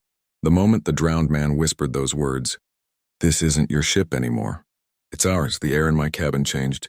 It wasn't just damp anymore. It was heavy. Each breath scraped down my throat, thick with the taste of brine and rot. The overhead light flickered once, then snapped off completely, plunging everything into blackness. I pressed against the wall, heart pounding, gasping for air. My ears filled with sound, not screams, not laughter, but whispers. Hundreds of them, overlapping, speaking in languages I didn't know. Some broken, some chanting the same words on repeat. They weren't in the room, not exactly. They were inside the walls, inside the floor, inside my chest. The carpet squelched. Water poured in under the cabin door, a thin stream at first, then faster, rising, spreading cold across my feet. I scrambled backward, pulling myself up onto the bed. My hands shook so hard I could barely grip the sheets. From beneath the rising water came bubbles, then voices, distorted, warped like people screaming underwater. My name. They were whispering my name. I clamped my hands over my ears, but it didn't help. The voices were inside my skull, slithering through my mind. Join us, lie down. Your turn. Switch, and then I saw him. The drowned passenger. He rose from the dark water pooling across my floor, his body breaking the surface with a slow, unnatural grace. His skin sagged like wet paper, his hair plastered to his skull, his mouth grinning too wide. But his eyes, God, his eyes were not his own. They were black, depthless pits like staring straight into the bottom of the ocean. He crawled toward me, each movement jerky, puppet-like, water dripping from his joints. His grin never faltered, though his lips split at the corners as he whispered, "You already switched." My throat closed. My mind screamed, no, no, no. I had escaped Deck 9A, hadn't I? I had made it back to the real ship. This was my cabin, my bed, my life, but his words sank into me like hooks. If you escaped, why can't they see you? My chest tightened. My thoughts scrambled back to the buffet, the hallways, the laughing passengers. None of them had looked at me, not once. I'd grabbed a man's shoulder and my hand had passed through him. What if I hadn't come back at all? What if I'd stayed behind on Deck 9A, and something else had come back instead? The drowned man leaned close, so close I could see the salt crystals forming on his lips. The smell of him was unbearable. Wet iron, rotting fish, mildew so strong it made my stomach lurch. His breath rattled in my ear like the sucking tide pulling back from shore. "You're not you anymore," he hissed. "You're one of us," I screamed and shoved him back, but my hands passed straight through his chest like pushing smoke. He didn't fall. He didn't even stumble. His grin widened, tearing skin. The water rose higher, swirling around my ankles, then my knees, icy cold that burned like fire. The walls groaned, metal straining as though the entire cabin was sinking into the sea. My lungs seized. I could barely breathe. My vision blurred, and then everything stopped. The whispers cut out. The water vanished. My cabin was dry, silent, normal. I sat on the bed, shaking, drenched in sweat. For a moment I thought I'd dreamed it all, but then I saw my reflection in the cabin mirror. It was smiling, and I wasn't. I stumbled toward the mirror, shaking my head violently. "No, no, no, that's not me." My reflection grinned wider, lips stretching impossibly long until they split and bled. My own mouth was closed, but in the glass I was laughing, silent, shaking with hysterical mirth. I backed away. My heel caught on the bed frame and I nearly fell. The reflection didn't mimic me anymore. It leaned forward, pressing its palms against the glass from the inside. Its eyes were bottomless black like the drowned man's. "Switch," it mouthed. "Switch, switch, switch." The lights flickered, then the intercom crackled to life. That same flat voice, the one from the very beginning of the cruise. "Attention passengers. Your journey will soon be complete." Only this time I heard something else layered beneath the voice. Faint, wet, gargling whispers. Hundreds of them, all speaking the same word in unison. "Switch." The ship lurched. The walls groaned, a deep metallic bellow that rattled the cabin. My balance broke and I fell against the door. My keycard slipped from my pocket and clattered across the floor. When I reached for it, it wasn't my card anymore. The number etched into the plastic wasn't 6B12, it was 9A100. My heart stopped. There was no cabin 9A100, not on any deck, not on any map. The floor trembled beneath me. Water seeped through the cracks in the walls, not rushing, not spilling, just seeping steadily, as if the ship itself were bleeding the ocean into my room. Then I heard them. Footsteps in the hall, wet, dragging, too many to count. They moved together, slow and deliberate, toward my door. I pressed my back to the wall, clutching the card in my shaking hand. The voices rose again. "Your turn, your turn, your turn." The doorknob began to rattle. First soft, then harder, then violently, slamming back and forth until the wood splintered. I screamed, stumbled toward the balcony and flung the glass door open. The wind hit me, sharp and salty, the endless ocean stretching black and infinite. For a heartbeat I thought about climbing the railing, throwing myself into the sea. But then I looked down.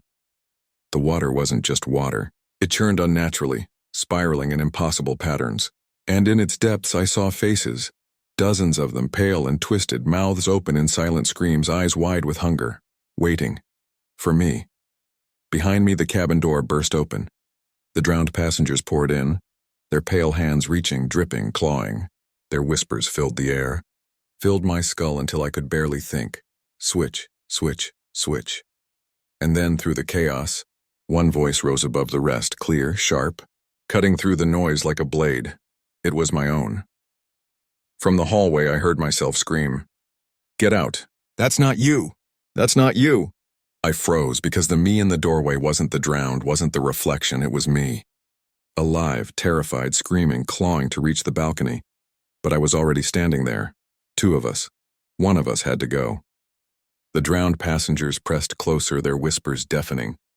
The air was so heavy with salt I could barely breathe. My double, the other me, stood in the doorway, trembling, eyes wide with the same terror flooding my veins. "Run," he shouted, voice raw.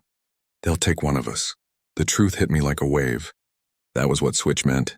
The storm, the vanishings, the endless hunger of the sea. This ship demanded a trade.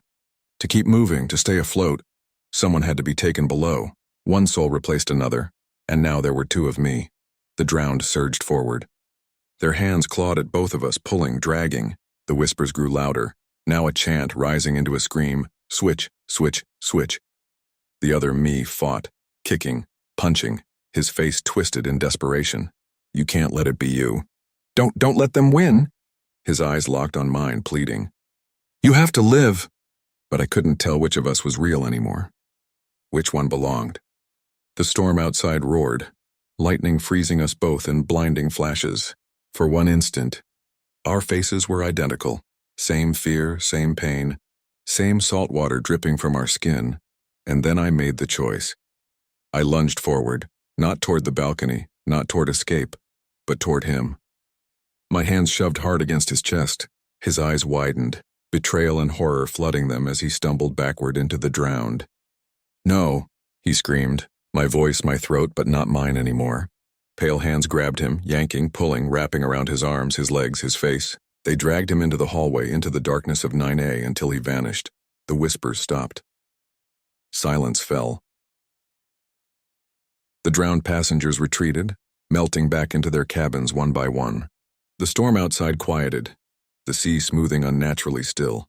The lights flickered once, twice, then steadied. I was alone. I collapsed onto the soaked carpet, sobbing until my throat burned. I'd survived.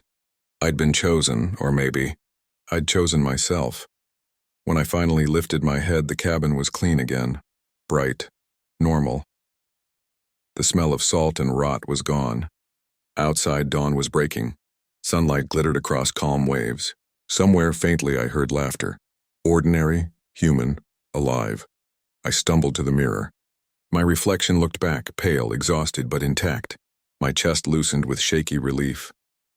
But then, just before I turned away, my reflection smiled and whispered, soundless, "Your turn isn't over."